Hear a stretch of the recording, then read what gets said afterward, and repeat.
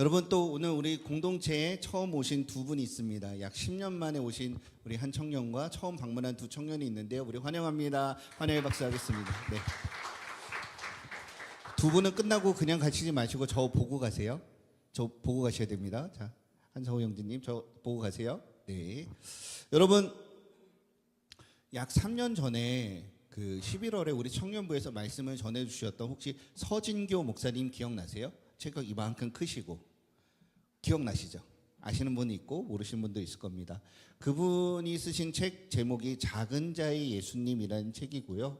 단순히 그 선행과 그런 일을 베푸는 것이 아니라 하나님께서 그 목사님에게 주셨던 은혜와 자비를 기억해서 특별히 노숙인들과 장애인들과 연약한 자들을 위해서 그 수고를 아끼지 않고 많은 물질과 시간을 들여서 때로는 모금 운동을 하시면서 그 한 영혼에 대한 자비를, 성경의 자비를 실천하기 위한 노력에서 우리가 많은 도전을 받았습니다. 그리고 저는 계속 그 목사님과 연락을 하고 팔로우를 하고 있는데 여전히 그런 모습으로 살고 계세요. 그 가정에도 많은 어려움과 아픔이 있지만 작은 자들, 약한 자들을 찾아가서 많은 수고와 노력을 아끼지 않고, 목사님 왜 그렇게 많이 수고하세요? 라고 많은 사람들이 질문을 하지만 목사님의 대답은 한결같아요. 내가 받은 사랑에 비하면, 내가 받은 자비에 비하면 아무것도 아닙니다. 그냥 내가 할 수 있는 것을 하고 있을 뿐입니다. 라고 그런 고백을 하면서 저도 도전을 받고 있습니다. 여러분, 오늘 우리가 이 요나서 말씀을 통해서 마주하게 될 하나님의 성품은 자비라는 성품입니다. 자비. 여러분, 자비라는 단어들 그래도 한 번씩은 다 들어보셨죠? 여러분 스스로 제가 한 5초 정도 시간을 드릴게요. 내가 생각하는 자비의 정의가 무엇인지를 한번 생각해 보십시오.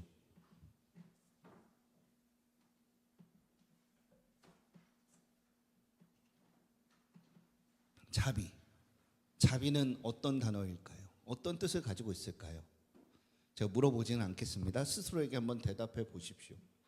근데 이 자비는 무언가 구제 행동, 착한 것, 베푸는 것, 이런 것들과 우리가 연관이 되어 있다라고 생각을 합니다.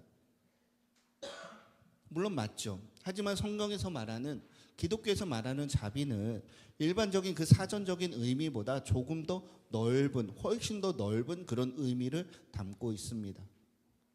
우리가 성경을 읽다 보면 이 한글로 번역된 단어들이 원래 원어에서는 다양한 단어들로 쓰인 경우가 종종 있습니다. 이 자비도 그런데요. 구약 성경이 쓰여졌던 히브리어를 보면 이 자비를 뜻하는 단어가 많이 있는데 그 중에 하나 단어는 라함이라는 단어입니다. 이 라함이라는 단어는 어떤 의미를 가지고 있냐면 어머니의 모태, 어머니의 자궁이라는 뜻에서 나온 단어가 라함입니다. 즉 자비를 베푼다라는 것은 우리가 태중에 10달 동안 생명을 품고 더운 것을 참아내고 무거운 것을 참아내고 추운 것을 참아내면서 견뎌내는 그런 수고와 그런 고통까지도 견뎌내는 것이 이런 자비의 마음이다라고 우리에게 설명해 주기 위해서 라함이라는 단어를 통해서 자비를 설명하고 있는 것이죠. 근데 여러분이 생각하시기에 이 라함, 자비라는 단어가 어떤 사람들을 대상으로 많이 쓰였을까요? 하나님께서 택하신 이스라엘 백성들, 하나님께서 사랑하시는 이스라엘 백성들을 향하여 이 라함이라는 단어가 쓰였죠. 하지만 이 이스라엘 백성들에게 한정되어서 라함이라는 단어가 쓰인 것은 결코 아닙니다. 하나님은 이 단어를 이스라엘의 원수와 하나님을 믿지 않고 우상 숭배를 하는 이방인들을 향해서도 거리낌 없이 라함이라는 단어를 사용하고 계신다라는 것이죠. 오늘 우리가 읽은 요나 본문의 니느웨가 바로 그 증거입니다.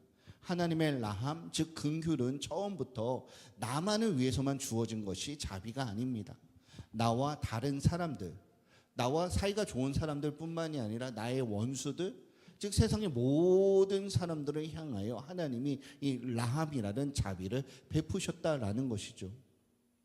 사랑하는 여러분, 자궁의 품은 생명을 향한 어머니의 그 끌어올리는 본능적인 사랑.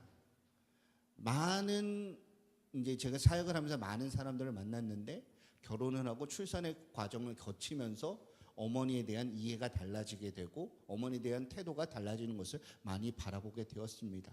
바로 전에는 알지 못했지만 내가 느꼈던 이런 고통들을 우리 엄마가 그것을 참아내고 나를 수고하셨구나라고 하면서 대하는 것들이 조금씩 달라지는 것을 보았습니다.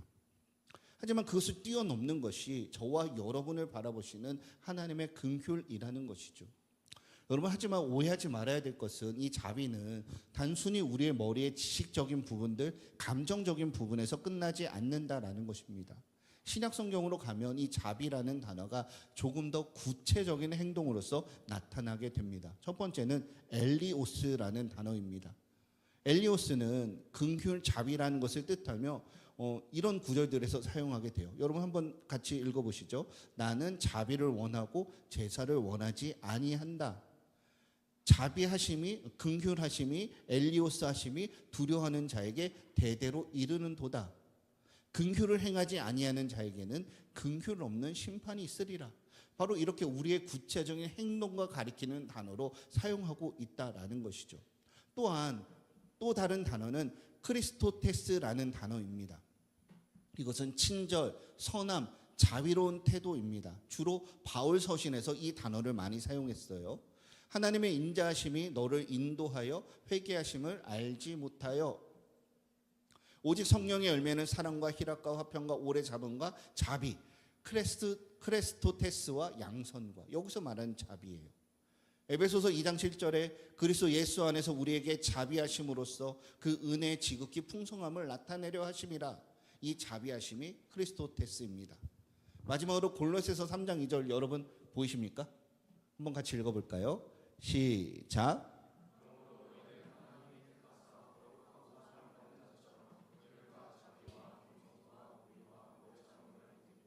그냥 단순히 자비를 가지고 있는 것이 아니라 이 자비로 여러분의 인생 가운데 옷으로 입는 것처럼 행동해라라고 말씀하고 있는 것이죠. 여러분, 즉 성경이 말하는 진정한 자비는 단순히 이런 것이 자비구나 머리로 알고 아는 데서 끝나는 것이 아닙니다. 하나님이 나를 사랑하시니 너무나 감사합니다. 그런 감정적인 표현에서 끝나는 것이 아니죠. 나의 시간과 나의 손해를 기꺼이 감수하고 구체적으로 도와주는 행동이 오늘 이 본문을 통하여 저와 여러분에게 도전을 주시는 자비라는 단어입니다. 여러분, 그래서 오늘 요나서 3장은 이 행동하는 하나님의 자비가 무엇인지, 우리의 편견을 뛰어넘는, 우리의 선을 뛰어넘는, 인간의 그 어떤 행동도 뛰어넘는 하나님의 놀라운 자비를 저와 여러분에게 생생하게 보여주는 본문이라고 할 수가 있죠. 여러분 꼭 기억해야 합니다. 자비는 단순히 인간적인 선행이나 도덕적인 의무가 아니라라는 것이죠. 십자가에서 완성된 하나님의 삶을, 사랑을 닮아가는 여러분의 삶 속에서 반드시 나타나야만 하는 구체적인 삶의 표현으로서 자비를 우리에게 제시하고 계십니다. 여러분, 신약성경을 보면 우리 주님께서는 자신의 부활을 예고하시는 말씀을 많이 하셨어요. 그 중에서 인자가 보여줄 것은 요나의 표적밖에는 없다라고 말씀하셨습니다. 물고기 뱃속에서 사흘 만에 살아 돌아온 요나처럼 예수님도 죽음을 뚫고 사흘 만에 부활하셨기 때문이죠. 그래서 오늘 요나의 이야기는 단순한 옛날의 이야기가 아니라 죽음을 이기신 예수 그리스도의 자비가 어떻게 저와 여러분의 삶 가운데 찾아오고 우리의 삶을 통해서 다른 사람들의 삶으로 흘러가야 하는지를 분명하게 보여주는 부활의 메시지라고도 할 수가 있습니다. 여러분, 첫 번째로 생각해 볼 것은 하나님의 자비는 인간의 편견과 인간의 모든 선을 뛰어넘는다라는 것이죠. 여러분, 캔슬 컬처라는 단어를 들어보셨습니까? 나와 맞지 않는 사람들, 나와 상처를 준 사람들에게 마음의 선을 긋고 관계를 끊어버리는 단절과 정죄, 그런 것들이 이 시대에 캔슬 컬처라는 단어로 우리 가운데 찾아오고 있고요. 우리가 그런 상황 속에서 살아가고 있죠. 요나도 마찬가지였어요. 요나는 하나님께서 그를 부르셔서, 요나는 선지자였어요. 아수르라는 나라의 수도 니느웨로 가서 하나님의 메시지, 회개의 메시지를 선포하라고 말씀하셨습니다. 여러분, 혹시 이 자리에서 요나 이야기를 모르시는 분 있으신가요? 요나 이야기가 없으신 분들은 오늘 다 설명을 할 수 없기 때문에 집에 가셔서 요나 말씀 전체를 한번 읽어보십시오. 여러분, 어르신 시절 좋아하셨던 피노키오의 모티브가 되기도 했고요. 재밌는 이야기가 많이 등장을 합니다. 우리가 자주 여러분 자주 안 부르시나요? 무화과 나뭇잎이 마르고 포도 열매가 없어도. 그 찬양 가사에 원문 텍스트가 있는 것도 요나입니다. 근데 여러분 요나 이야기를 들으면 요나는 뭔가 나쁜 놈, 그런 이미지가 있지 않으세요? 하나님의 말씀을 어긴 선지자로서 사명을 감당하지 못한, 사명을 잘 감당하지 못한 뭔가 부족한 사람, 그러면서 요나를 자꾸 그런 사이드로 몰아가죠. 물론 맞는 말입니다. 하지만 요나의 속사정을 보면 그것이 결코 쉬운 이야기는 아니다라는 것이죠. 하나님께서 보내신 니느웨는요, 이스라엘을 괴롭히던 잔인하고 폭력적인 적대 국가였습니다. 여러분 다시 이 니느웨는 수도니까 아수르와 니느웨를 제가 혼용해서 사용하겠습니다. 아수르는 주변 국가들을 정복할 때 어떻게 했냐면 그 포로들을 잡아다가 그냥 단순히 죽이지 않았어요. 그 아수르에서 가장 흔하게 한 거예요. 흔하게 한 그 만행 중에 하나는 포로들의 사람의 가죽을 벗깁니다. 피부 완전히 벗겨요. 그리고 그것들을 성벽에 쫙 걸어놔요. 왜 걸어놓습니까? 자신들의 무자비함과 난폭함과 힘을 자랑하기 위해서죠.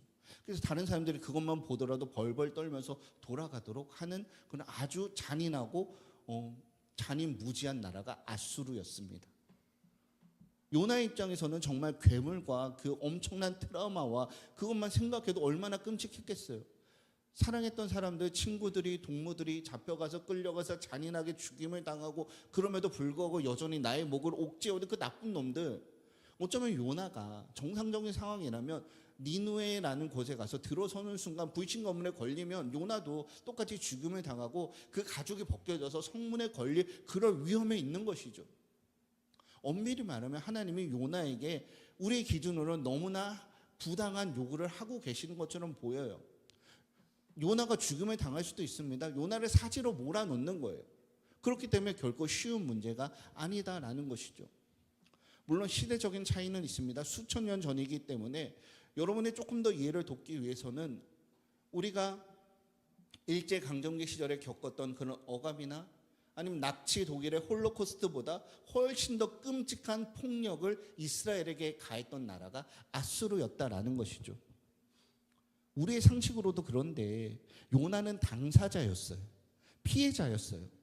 요나의 생각에는 그들은 자비를 받을 자격이 없는 마땅히 멸망해야 할 끔찍한 원수였습니다. 그래서 도망치다가 물고기 뱃속에 들어가는 고난을 겪게 되었죠. 요나가 도망친 목적지 다시스는요, 지금 그 당시 세계관으로는 세계의 끝입니다. 다시스 밑에는 이제 바다가 있었고 그 밑에는 영원한 그 절벽, 그 다른 세계가 있다라고 했어요. 이 다시스는 지금으로 말하면 스페인 남부의 해안, 안달루시아 지방의 세비야 정도라고 해요. 니느웨가 지금의 이라크니까 여러분 한번 세계 지도를 그려보세요. 지금도 이라크에서 다시스로 그 세비야로 가기 위해서는 제법 먼 거리를 가야 합니다. 근데 요나가 거기까지 도망가고 있는 거예요. 이것은 바로 위에 계신 하나님, 그 당시 사람들의 세계관에 하나님은 위에 계시기 때문에 그 하나님의 반대로 가는 거죠. 하나님이 니느웨로 가라고 하셨으니까 하나님의 눈이 니느웨를 향하고 있으니까 최대한 멀리 안 보이는 구석으로 밑으로 숨는 거죠. 요나는 단순히 하나님의 명령이 부담스러워서가 아니라 하나님이 그 원수들을 용서하실까 봐 싫어서 그렇게 도망가고 있는 것이죠. 왜요? 내가 괴로움을 당했고 내가 아픔을 당했고 그 나쁜 놈들이 벌을 받는 게 당연한데 그 벌 받지 않고 오히려 상을 받고 하나님이 용서해 주시면 내가 당한 피해가 너무나 억울하잖아요. 내가 나 때문에 그 사람들이 벌을 받지 않는다면 내 피해를 본 내 친구들, 내 동료들, 내 가족들에게 어떤 낯짝으로 서게 됩니까? 요나는 그게 싫었기 때문에 피하고 있는 것입니다. 요나는 하나님을 너무나 정확히 알고 있었어요.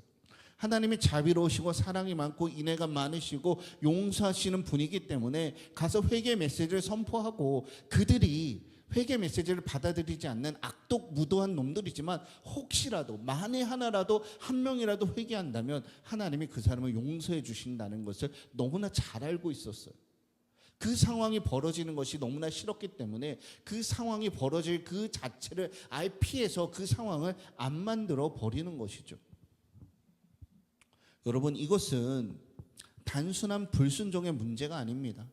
바로 저들에게 가서 회개의 메시지를 전해라, 내가 저들을 용서하겠다, 하나님의 라함이 이 니누의 사람들에게도 향한다라는 하나님의 메시지에 대한 하나님 당신이 틀렸습니다.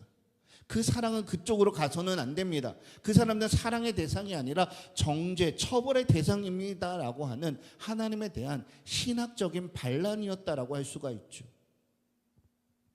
사랑하는 여러분, 여러분의 마음은 어떻습니까? 긍휼을 생각하고 용서를 생각하고 사랑을 생각하고 하나님의 자비를 듣습니다. 하지만 때로는 하나님의 자비가 너무 넓다라고 생각하지 않습니까? 투머치하다라고 생각하지 않습니까? 하나님 굳이 이렇게까지 해야 됩니까? 라고 하면서 불편할 때가 있지 않으십니까? 하나님, 그래요, 다른 사람들은 다 괜찮은데 저 사람은 안 돼요. 하나님, 저 사람은 안 돼요. 저 사람이 어떻게 했는지 아시잖아요 라고 하면서 우리의 마음으로 외치며 우리의 입술로 고백하며 하나님께 항변하며 하나님의 자비의 범위를 내가 결정하려고 할 때가 있지 않으십니까? 저는 그렇거든요. 저만 그런가요? 여러분, 그냥 지어낸 얘기지만 한번 생각해 보십시오. 여러분이 교통사고로 피해를 입혔어요. 가해자예요. 그 사람이 잘 합의를 해줬으면 좋겠죠. 보험 처리 안 하고 합의금 조금만 주고, 아니면은 이 정도쯤이야 그냥 통큰 그거 있잖아요, 대인배, 그런 사람들 만나서 그냥 갔으면 좋겠다, 그런 생각을 하시죠. 예배를 드리는데 누가 전화 왔어요. 네, 무슨 일이죠? 제가 차를 좀 긁은 것 같은데요 하는 순간 우리 마음속은 막 엄청난 생각이 들죠. 내가 긁었을 때는 용서받기를 원하지만 내 차를 긁은 사람에게는 절대 용서 못돼 라고 분노하는 모습들. 우리 직장에서 잘하면 좋겠지만 실수를 하잖아요. 내가 잘 안 되고 이 문제가 풀어지지 않을 때는 누가 좀 나를 도와줬으면 좋겠다라고 생각을 하죠. 근데 여러분의 동료나 여러분의 후배들, 특별히 신입자들이 일을 잘 못해서 내가 남아서 초과 근무를 해야 되고 그 사람의 업무까지 내가 해야 되고 그 꾸중과 꾸지람을 내가 다 듣는다면 어떠세요? 분노가 일어나지 않으세요? 왜 저 사람 때문에 내가 이런 시간을 허비하고 내가 손해를 봐야 되나, 그런 생각이 들으시죠? 대학생들 중간고사 잘 보고 계시죠? 프로젝트를 할 때 무임승차하는 사람들 어떻습니까? 그 사람들을 참 대하는 마음들 아시죠? 하지만 여러분들이 무임승차를 했다라고 생각합시다. 일부러 무임승차를 한 게 아니에요. 정말 어려워요. 너무나 힘들어요. 모르겠어요. 하고 싶은데 할 수가 없어요. 근데 누군가 그것을 도와주면 감사하죠. 하지만 그것을 바라는 마음과 내가 겪는 그 마음들이 완전히 다르다라는 것이죠. 이런 이중잣대를 가지고 요나와 같이 우리가 일상을 살아가고 있다라는 것입니다. 아까 캔슬 컬처를 말씀드렸지만 우리는 누군가를 언팔로우하고 차단하는 것이 너무나 쉬운 시대 속입니다. 그리고 나쁜 사람이기 때문에, 안 좋은 사람이기 때문에 그런 관계를 정리합니다라는 말로 그 행동을 합리화하지만 솔직히 돌아보면 우리 안에 요나와 같은 이중잣대로서 정죄가 훨씬 더 많이, 아니면 그 100번 양보해서 한 10% 정도, 한 5% 정도 조금이라도 섞여 있기 때문에 그것을 가지고 나의 행동을 합리화하고 좋게 포장해서 말할 때가 훨씬 더 많지 않으십니까? 하나님은 그런 요나에게 두 번째 기회를 주셨어요. 오늘 1절의 말씀에 보니까 여호와의 말씀이 두 번째로 요나에게 임하셨다라고 말합니다. 이 두 번째 기회는 관계를 포기하지 아니하시는 하나님의 자비, 요나를 향해 그 자비의 선언을 하고 계시는 것이죠. 여러분, 지금 이 요나서 3장 1절은 여러분이 돌아가셔서 요나를 한번 쭉 읽어보십시오. 요나가 사흘 밤낮을 물고기 뱃속에서 죽을 고생을 하다 겨우겨우 나온 요나에게 다시 한번 요나 1장에서 주셨던 사명을 그대로 주고 계시는 것이죠. 우리 하나님께서는 자비의 하나님이세요. 자비의 하나님은 실패한 사람들을 결코 버리지 아니하십니다. 여러분들 결코 포기하지 않으세요. 이미 두 번째 기회가 요나를 향한 하나님의 자비였다라는 것을 여러분 놓치지 마셔야 합니다. 우리가 얼마나 하나님에 대해 원망을 합니까? 하나님에 대해 얼마나 불순종을 합니까? 하나님 앞에서 우리가 입술로 고백을 했지만 삶의 자리에서 그것이 그대로 나타나지 못해요. 니느웨로 가지 않고 다시스로 도망치는 요나처럼 우리 하나님의 말씀 앞에서 말은 했지만 무언가 우리 마음속에서 멈칫거리며 도망가는 순간이 너무나 많이 있죠. 다시스뿐만이 아니라 그 태평양을 뚫고서라도 더 도망가는 것이 우리의 솔직한 모습 아닙니까?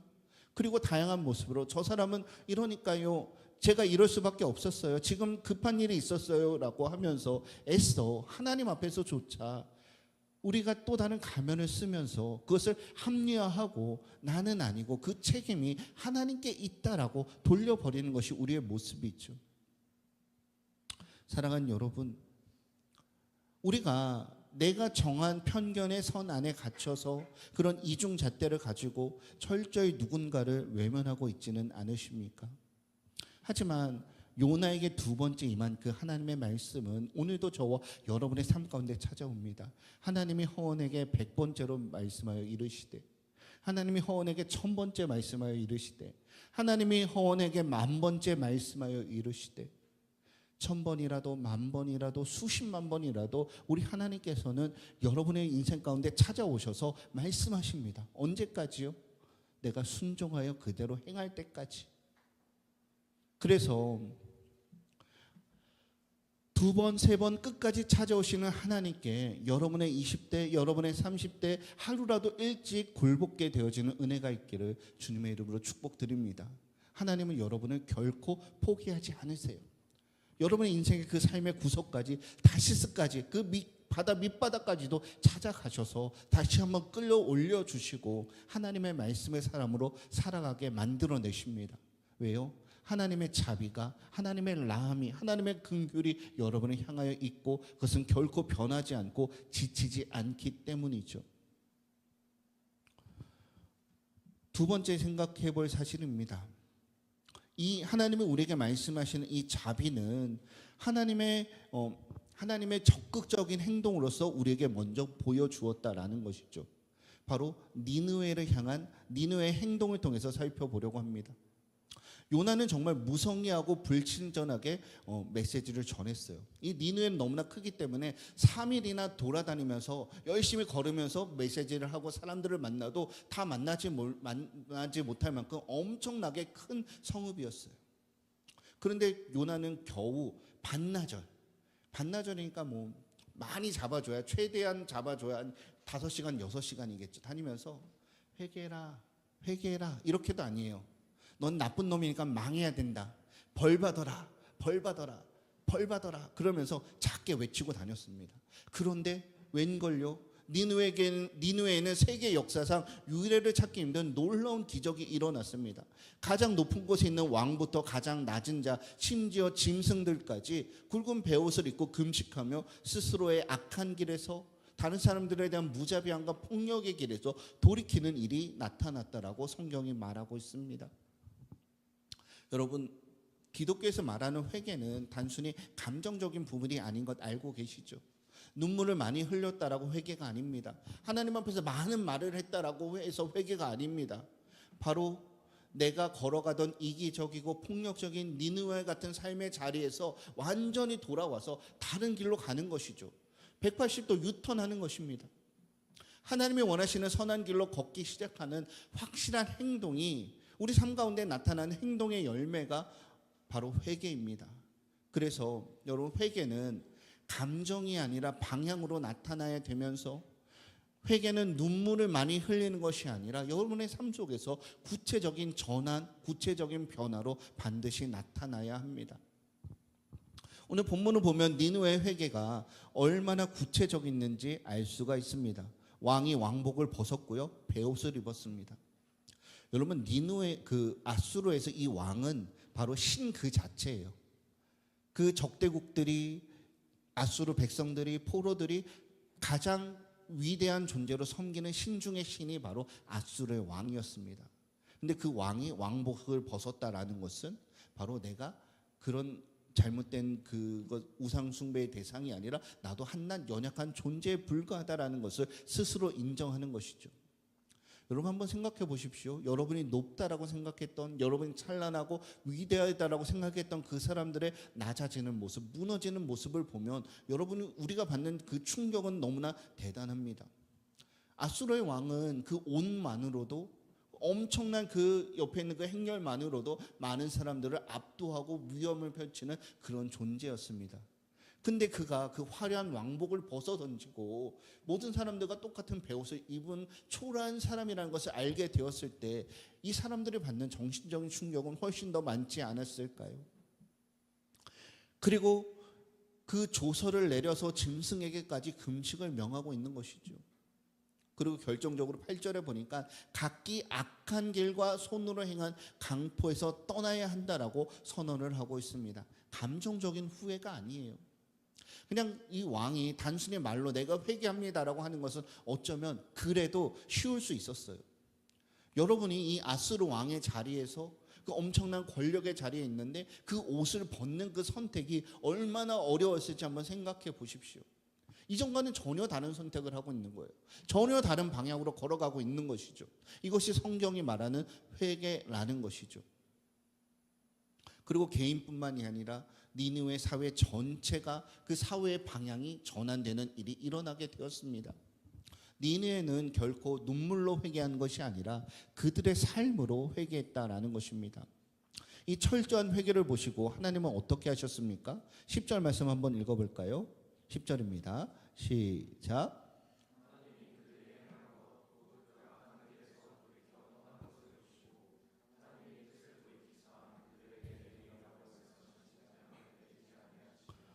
여기서 하나님의 이 자비의 행동을 묘사하는 핵심 단어가 나와요. 그것은 바로 도리키사, 히브리어로 니함이라는 단어입니다. 이것은 뜻을 돌이키다라는 그런 뜻입니다. 저와 여러분의 간절한 회개 기도에 반응하셔서 세워두셨던 심판의 계획조차 거두실 만큼 하나님의 자비와 긍휼이 크시다라는 것, 그리고 우리와 그 인격적인 관계를 맺고 계시다라는 것을 보여주는 것이죠.